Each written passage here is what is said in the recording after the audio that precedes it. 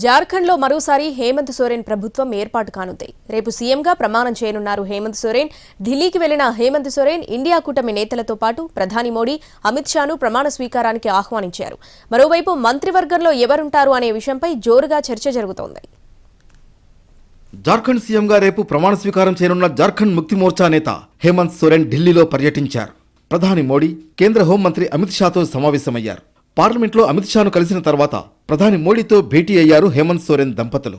అంతకుముందు ఏఐసీసీ అధ్యక్షుడు మల్లికార్జున ఖర్గే, కాంగ్రెస్ అగ్రనేతలు రాహుల్ గాంధీ, ప్రియాంక గాంధీని కూడా కలిశారు. ఢిల్లీ మాజీ సీఎం కేజ్రీవాల్ను కలిశారు హేమంత్ సోరెన్ దంపతులు. రేపు జరిగే ప్రమాణ స్వీకారోత్సవానికి హాజరు కావాలని ఢిల్లీలో నేతలను ఆహ్వానించారు. జార్ఖండ్ సీఎంగా హేమంత్ సోరెన్ 4వసారి ప్రమాణ స్వీకారం చేయనున్నారు. రాబోయే రోజుల్లో కూడా ప్రధాని అమిత్ షాతో సమావేశాలు ఉంటాయని, జార్ఖండ్ అభివృద్ధిపై చర్చించాల్సిన అంశాలు చాలా ఉన్నాయన్నారు సోరెన్.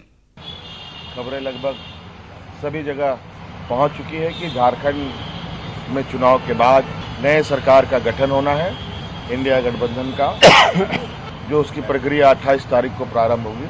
और इसी कार्यक्रम को लेकर के मैं दिल्ली के इस दौरे में हूँ. इंडिया गठबंधन के साथियों को हम लोगों ने आमंत्रण दिया है. జార్ఖండ్ అసెంబ్లీ ఎన్నికల్లో ఈసారి జార్ఖండ్ ముక్తి మోర్చా అంటే జేఎంఎం 34 సీట్లు గెలుచుకుంది. కాంగ్రెస్ 16 స్థానాల్లో విజయం సాధించింది. ఆర్జేడీకి 4 సీట్లు రాగా సిపిఎంఎల్కు 2 సీట్లు వచ్చాయి. కొత్త ప్రభుత్వం ప్రమాణ స్వీకారానికి ఏర్పాట్లు జరుగుతుండగా హేమంత్ సోరెన్ కొత్త మంత్రివర్గంపై చర్చ జోరందుకుంది. ఈసారి హేమంత్ సోరెన్ ప్రభుత్వంలో పాత ఫార్ములా 6-4-1 ప్రకారమే మంత్రివర్గం ఏర్పాటు చేసే అవకాశం ఉందని టాక్ వినిపిస్తోంది.